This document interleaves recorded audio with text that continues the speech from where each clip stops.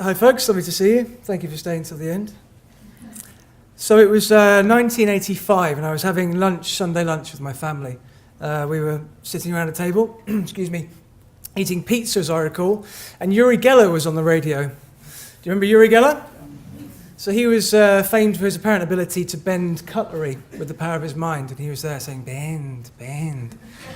Myself, my sister and my two parents looked down at one point, and all of our forks had bent at 45 degrees off the vertical. This was magic, this was suggestion, and I was hooked. So magic is a performance art, which unfortunately has been relegated to this sort of thing in recent years. That's my dad there.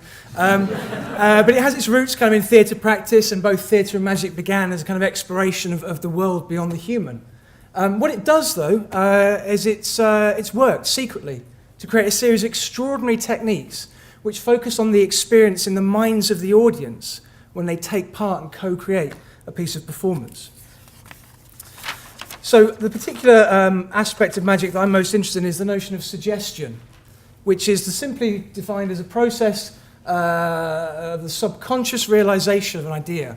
So the notion of process is important. So an idea is kind of introduced in some way, not necessarily by an external agent, such as a hypnotist. It can be auto-suggestion, it can be self-induced. The brain does work, and that suggestion is realized. That process happens within us. We do this every day. It's not just a kind of, this isn't just restricted to the field of hypnosis. Our brains do work to reduce the noise in the world. You know, the world is noisy, and we do cognitive work to reduce the cognitive load. And current thinking on suggestion reckons that suggestion is one of the kind of key methods we do this. It's a tool for disambiguation. So when we observe the colour of a flower, when we listen to music, when we interact with one another, we're doing cognitive work all the time. We contribute to the creation of our own experiences. And in the words of Schumacher in 91, suggestion is one of the little causes that we put into play that can have great effect. So little causes can have great effect.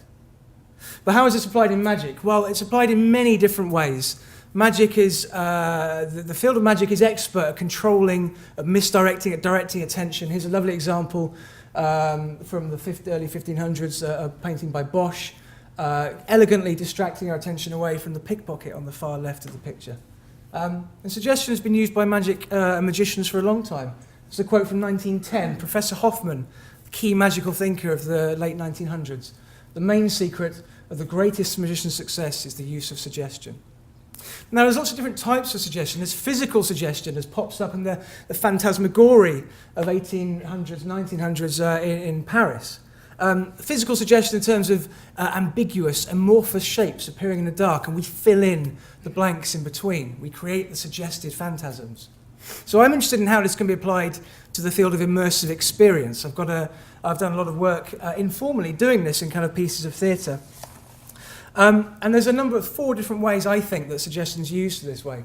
It's used as kind of minimal prompt to suggest and coax narrative out of people who are partaking in these experiences. It changes the theatrical frame, a reference there to Goffman frame analysis. And we can apply it beyond theatre to experience design more broadly. So this really just want to finish with a couple of questions, a couple of provocations about how magic might be used in the field of experience design. There's a long history, for instance, in architecture of spaces designed to move us. And there's an entire field of kind of performative architecture sparked by the work of Yves Klein in the 1960s. But my question would be, what about a space that facilitated interaction, that guided and suggested, that changed its meaning depending on desired outcomes? What about in the field of user experience design, in software building? There are narrative pathways, routes we take through, ways that we can guide people through software which are utterly relevant to immersive experience and magic's application of it. There are pedagogical applications of magic. It can be used to enhance implicit learning. It can be used to divert and control attention to areas of focus where you need difficult students to look. And finally, this is a lovely kind of visual representation, I think, of what the suggestive techniques of magic can do, in that magic and suggestion place certain minimal prompts around an experience, and we as participants, as viewers, as co-creators, fill in the rest to create a triangle in the middle. Magic is ludicrous, it's playful, and it is wonderful, and I do think it has some important and relevant applications in the broad field of experience design. Thank you very much.